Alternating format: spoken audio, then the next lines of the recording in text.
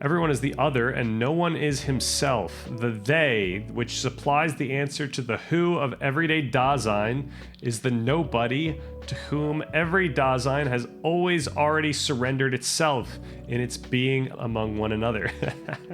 All right, let's translate. So the way to go about this is to point out these key modes of being that Heidegger talks about. On one side, we are always open to possibilities, like we are always moving forward towards potential itself, not like concrete possibilities, but like potential. And this we can intuit through the idea of like predictive processing. Like our brain is constantly wired to expect something going forward. And so it's always kind of open to this. And sometimes that being open to this can feel many different ways. Like it could feel anxiety inducing, or it can feel exciting and whatnot. But on the other half, so that's what he describes as like the authentic mode of being.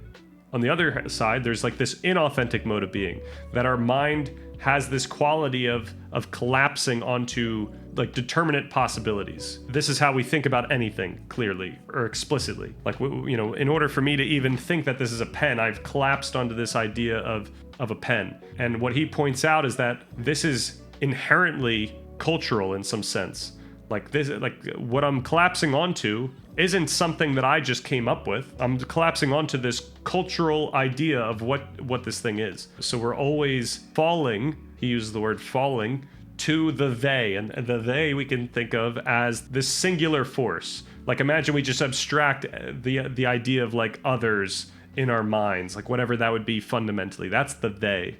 That's that thing that we're falling to in order to believe anything in the moment. So like at all times, constantly, we're like, in his view, we're falling to the they in order to get these moments of experience where we actually grasp what's going on in front of us. But we're also always oriented towards potential. We're always oriented towards what isn't yet. And this is his notion of being towards death, is the very idea that the things that we know to be true in this very second, in this very moment, might not be the case going forward. There's always potential for what we believe right now to not be true. And this makes a lot of sense in connection to predictive processing, as we're dealing with prediction errors at different levels of salience. So like some prediction errors are very obvious to us, and our mind's like, whoa, what's going on here? Like when someone starts yelling in a mall and you're like, what is happening? But also at a very granular level, like when you learn something new, like when I always say, when I notice even just a small feature of this pen, that's also prediction error. So these slight changes are affecting the trajectory of both my experience in the moment, but also my understanding. So this is an easy way to connect these two things. But yeah, so let's try to get into this. So everyone is the other, and no one is himself. So another thing that Heidegger does is he also attacks this notion of the self as something concrete. So what we do in thinking about ourself is inherently falling to this cultural understanding of what we are. He's pointing out that when we're talking about the self, this thing that we think we're talking about is always, first of all, going to be changing from moment to moment. Like it's always going to be different in some maybe subtle, but also like fundamental way. And it's also just completely contingent to our understanding or our social space, whatnot. Another phenomenological thing that we can do is just point out that, I always point this out, that like when we think about a truth in the world, like this is a pen, it feels like it's shared. It feels like that information is objective in some external sense. So when he's talking about the they, and he's talking about falling to the they and stuff, he's actually pointing out this very experience of certainty that we have about facts. Like when we talk about some external objective truth, we're also recognizing that other people could see that truth. It's not subjective because it's there for anyone to see. So like that's a huge aspect. So that's everyone is the other and no one is himself. So yeah, when Heidegger talks about the self, he's talking about, like when he actually talks about capital S self, he's talking about the authentic mode of being. He's talking about how our true self is this always going forward to potentiality, and so you could say that's paradoxical, right? And he points out how paradoxical this very phenomenology is.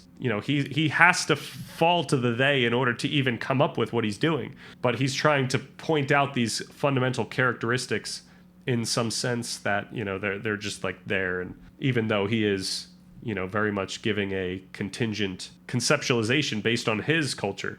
And that's why I point out in that consciousness video that it's a hermeneutic phenomenology. It's very much interpretive. So, he's trying to come up with these fundamental characteristics of Dasein, or of human consciousness, whatever you feel, using his own interpretation. Okay, so that's everyone is the other and no one is himself. The they, which supplies the answer to the who of everyday Dasein. So, as I said, the they is supplying like the concrete meaning that the explicit meaning that we grasp in moments of reflection, I should say, is the nobody to whom or every Dasein has always already surrendered itself. So I think the nobody's pointing out that it's actually not like a other person, like it's just this quality of experience that we're having. When I come to think of this as a pen, like I could think of it as falling to the they or to other people, because I know that I learned this information through other people. But really, it's all actually personal here. So it's like there's no one there to actually point to, and it's something that Dasein, so like my consciousness has already surrendered itself to. Like my consciousness is giving me this meaning regardless of whether I want to or not. This is the other idea is like, we're not beholden over the meaning that appears to us in the moment.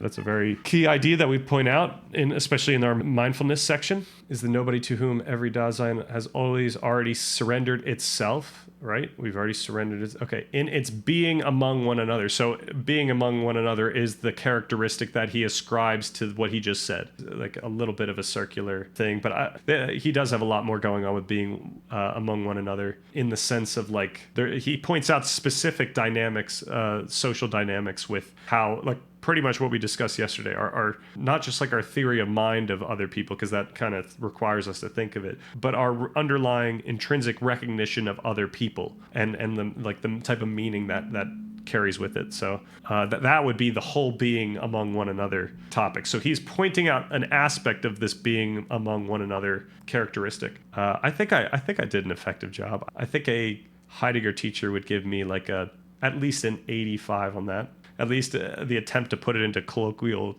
terms. That doesn't sound as profound and plain in English. What was this guy's deal? Well, two things. One, there's a lot more than that one sentence in that book. And also, remember, this came out like more than 100 years ago. So at the time, it was very profound to point out how embodied our experience of meaning was. Just, our experience of everyday doing things and seeing objects in the world and whatnot. So that's why he was so influential. Like, once again, as I mentioned, like, he has influenced a lot of the embodied cognition scientists in the direction that they're going, the types of hypotheses they come up with and the types of conclusions they make to the experiments they give.